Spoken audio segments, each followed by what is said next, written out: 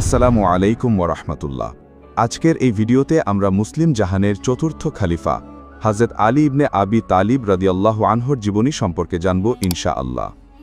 জন্ম ও পারিবারিক পটভূমি। ঐতিহাসিক মত অনুযায়ী হযরত আলী রাদিয়াল্লাহু আনহু 600 বা 601 খ্রিস্টাব্দের দিকে মক্কার কাবা শরীফের অভ্যন্তরে জন্মগ্রহণ করেন। কিছু সূত্রের মতামত হল 600 খ্রিস্টাব্দের 13ই রজব তিনি জন্মগ্রহণ করেন। তিনি ইতিহাসে একমাত্র ব্যক্তি যিনি কাবার অভ্যন্তরে জন্মগ্রহণ করেন। তিনি আবু তালিব ও ফাতিমা বিনতে আসাদ রাদিয়াল্লাহু আনহার সন্তান।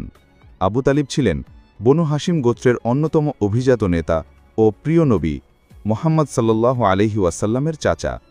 নবীজির পিতামাতা না থাকায় আবু তালিব নবীজিকে যেভাবে শৈশবে লালন পালন করেছেন, ঠিক তেমনি নবী করিম সাল্লাল্লাহু আলাইহি ওয়াসাল্লাম ও খাদিজা রাদিয়াল্লাহু আনহা আলী রাদিয়াল্লাহু আনহুকে বড় করেছেন। শৈশবকাল। হযরত আলী রাদিয়াল্লাহু আনহু নবীজির ছোট চাচাতো ভাই হওয়ার কারণে তিনি নবীজির ঠিক পাশেই বেড়ে ওঠেন। কাবা শরীফের আশপাশে তিনি শিক্ষা নিতেন ও পিতা আবু তালিবের কর্মীবৃন্দে কাজ করতেন। নবী করিম সাল্লাল্লাহু আলাইহি ওয়াসাল্লাম 622 খ্রিস্টাব্দে হিজরতের সময় শত্রুর সম্পর্কে সংকেত পেয়ে আলী রাদিয়াল্লাহু আনহুকে তার বিছানায় শুইয়ে রেখে হিজরত করেন। পরবর্তীতে নবীর নির্দেশে আলী রাদিয়াল্লাহু আনহু কুবায় মুসাফিরের রূপে পৌঁছান এবং অনেকেই মনে করেন তিনি প্রথম মদিনায় আগমন করেছিলেন। ইসলামের দীক্ষা গ্রহণ। হযরত আলী রাদিয়াল্লাহু আনহু ছিলেন ইসলামের অন্যতম প্রাথমিক পুরুষ মুসলিম। ছোটদের মধ্যে তিনিই প্রথম ইসলাম গ্রহণ করেন। মাত্র 10 কিংবা 11 বছর বয়সে খাদিজা রাদিয়াল্লাহু আনহার পরপরই তিনি নবীজির আহ্বান গ্রহণ করেন। ওই সময়ে আলী রাদিয়াল্লাহু আনহু তার নিজস্ব সম্পদ দিয়ে দরিদ্র মুসলমানদের খাওয়া দাওয়া করাতেন এবং তাদের দৈনন্দিন কাজে সাহায্য করতেন। কুরাইশের অত্যাচারের দিনে আলী রাদিয়াল্লাহু আনহু নবী করিম সাল্লাল্লাহু আলাইহি ওয়াসাল্লামের সবচেয়ে ঘনিষ্ঠ সঙ্গী ছিলেন এবং সর্বদা সততার সঙ্গে ইসলাম প্রচার ও সম্প্রদায় প্রতিষ্ঠার কাজে নিয়োজিত ছিলেন। উপাধিসমূহ। হযরত আলী রাদিয়াল্লাহু আনহু অনেকগুলো বিশেষ উপাধি বা লকবের অধিকারী ছিলেন। তার মধ্যে একটি হল আসাদুল্লাহ বা আল্লাহর সিংহ। তার বীরত্ব ও সাহসিকতার জন্য রাসূলুল্লাহ সাল্লাল্লাহু আলাইহি ওয়াসাল্লাম এই উপাধি দেন। তার আরেকটি উপাধি হল আবু তুরাব বা মাটির পিতা। একবার তিনি মসজিদে শুয়েছিলেন এবং শরীরে মাটি লেগেছিল, তখন রাসূলুল্লাহ সাল্লাল্লাহু আলাইহি ওয়াসাল্লাম আদর করে এই উপাধি দেন। হায়দার বা সিংহ তার আরেকটি উপাধি। এটি আলী রাদিয়াল্লাহু আনহুর মায়ের দেওয়া নাম। যুদ্ধক্ষেত্রে তার বীরত্বের প্রতীক হিসেবে এই উপাধি দেওয়া হয়। আলী রাদিয়াল্লাহু আনহুর একটি বিশেষ উপাধি হল বাবুল এলম বা জ্ঞানের দ্বার। রাসূলুল্লাহ সাল্লাল্লাহু আলাইহি ওয়াসাল্লাম বলেন, আমি জ্ঞানের নগরী আর আলী তার দরজা। যুদ্ধে অংশগ্রহণ। হযরত আলী রাদিয়াল্লাহু আনহু ইসলামের প্রথম কয়েকটি বড় লড়াইয়ে অসাধারণ সাহসিকতা প্রদর্শন করেছেন। তিনি প্রায় সব প্রধান যুদ্ধে অংশগ্রহণ করেন। বদর যুদ্ধ। হযরত আলী রাদিয়াল্লাহু আনহু বদরের যুদ্ধে মুসলিম বাহিনীর পতাকাধারী ছিলেন এবং একক যুদ্ধে বহু প্রতিপক্ষকে পরাজিত করার কথাও রয়েছে। উহুদ যুদ্ধ। এই যুদ্ধে রাসূলুল্লাহ সাল্লাল্লাহু আলাইহি ওয়াসাল্লাম গুরুতর আহত হলে আলী রাদিয়াল্লাহু আনহু তার পাশে দাঁড়িয়ে প্রতিপক্ষের বিরুদ্ধে রক্ষা করেছিলেন। খন্দক যুদ্ধ। ভেতরের শত্রু আমর ইবনে আবদকে আলী রাদিয়াল্লাহু আনহু এক গ্রাসে বিনাশ করেন, যার ফলে মুসলিমরা জয়লাভ করেছিল। খাইবার যুদ্ধ।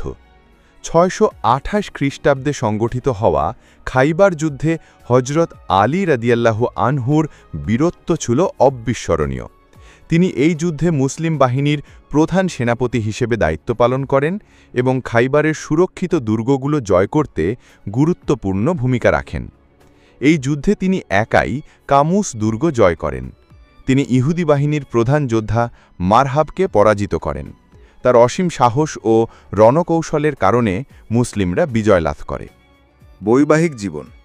হযরত আলী রাদিয়াল্লাহু আনহু ছিলেন নবীজি সাল্লাল্লাহু আলাইহি ওয়াসাল্লামের চাচাতো ভাই। নবীজির পরিবারের একজন আপনজন হিসেবে তিনি ছিলেন ঘরেরই একজন। বদরের যুদ্ধের পর হযরত আলী রাদিয়াল্লাহু আনহু তার মনের কথা প্রকাশ করেন এবং ফাতিমা রাদিয়াল্লাহু আনহার হাতে চিরজীবনের বন্ধন গড়ার ইচ্ছা পোষণ করেন। রসুলুল্লাহ সাল্লাল্লাহু আলাইহি ওয়াসাল্লাম নিজেই এই বিয়ে সম্পাদন করেন। তিনি বলেন, আলী, তুমি আল্লাহর একজন প্রিয় বান্দা, ফাতিমা হল জান্নাতের নারীদের সর্দার। আমি তোমাদের এই বন্ধনে আবদ্ধ করে দিচ্ছি আল্লাহর নামে। হজরত আলী রাদিয়াল্লাহু আনহু এবং হজরত ফাতিমা রাদিয়াল্লাহু আনহার দাম্পত্য জীবন ছিল অত্যন্ত সাদাসিধে, কিন্তু তাতে ছিল তৃপ্তি, ভালোবাসা এবং তাকওয়া। একবার হজরত আলী বলেন, ফাতিমা কখনো আমাকে এমন কিছু বলেননি যা আমি অপছন্দ করতাম। আলী রাদিয়াল্লাহু আনহু ও ফাতিমা রাদিয়াল্লাহু আনহার ঘরে জন্ম নেয় 4 জন সন্তান। তারা হলেন হাসান রাদিয়াল্লাহু আনহু, হুসাইন রাদিয়াল্লাহু আনহু, জাইনাব রাদিয়াল্লাহু আনহা ও উম্মে কুলসুম রাদিয়াল্লাহু আনহা। খিলাফত লাভের পূর্বের ভূমিকা। খলিফা আবু বকর রাদিয়াল্লাহু আনহু ও উমর রাদিয়াল্লাহু আনহুর শাসনামলে আলী রাদিয়াল্লাহু আনহু প্রথাগত রাজনীতিতে অংশগ্রহণ না করেও অমীমাংসিত বিষয়ে উপদেশ প্রদান করতেন। আলী রাদিয়াল্লাহু আনহু রিদ্দা যুদ্ধের অভিযানগুলোতে অংশ না নিলেও প্রশাসনিক বিষয়ের নিয়ন্ত্রণে ছিলেন। আমিরুল মুমিনিন উমর রাদিয়াল্লাহু আনহু মাঝে মাঝে তার পরামর্শ নিতেন।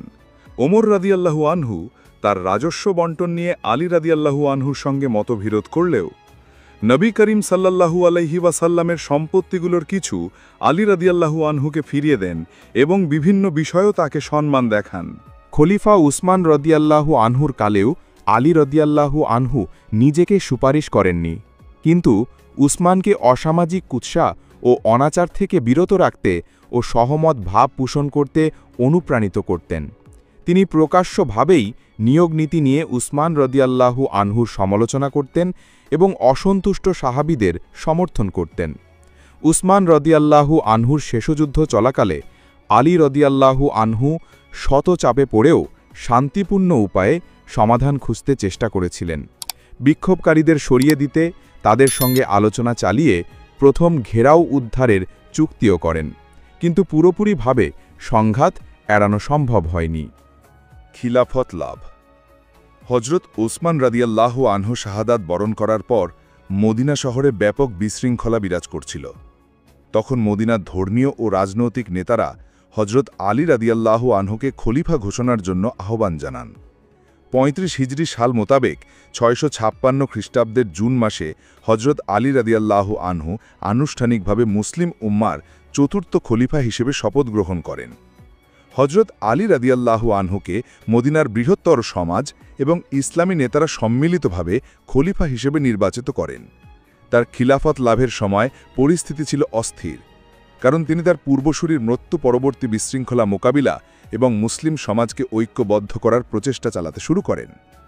হজরত আলী রাদিয়াল্লাহু আনহুর খিলাফত কাল শুরু হয় ইসলামী ইতিহাসে রাজনৈতিক ও সামরিক সংকটের যুগ হিসাবে, কারণ এই সময়ে তিনি অনেক অভ্যুত্থান, জিহাদ ও রাজনৈতিক সংঘর্ষের মুখোমুখি হন, যেমন জঙ্গিয়া যুদ্ধ, জামাল যুদ্ধ, সিফিন যুদ্ধ ইত্যাদি। ইন্তেকাল।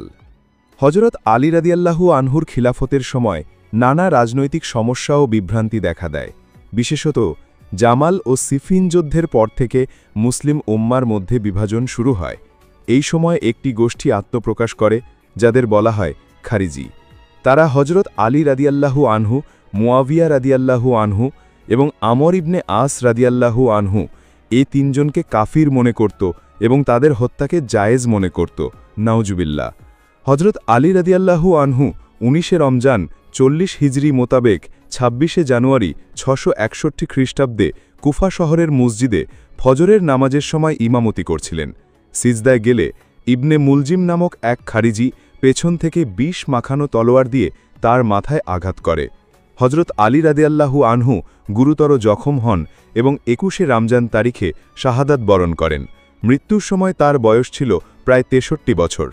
হজরত আলী রাদিয়াল্লাহু আনহুর কবরস্থান নিয়ে বিভিন্ন মত রয়েছে, তবে অধিকাংশ ইতিহাসবিদ মনে করেন তিনি নাজাব শহরে সমাহিত আছেন, যা বর্তমান ইরাকের একটি পবিত্র স্থান।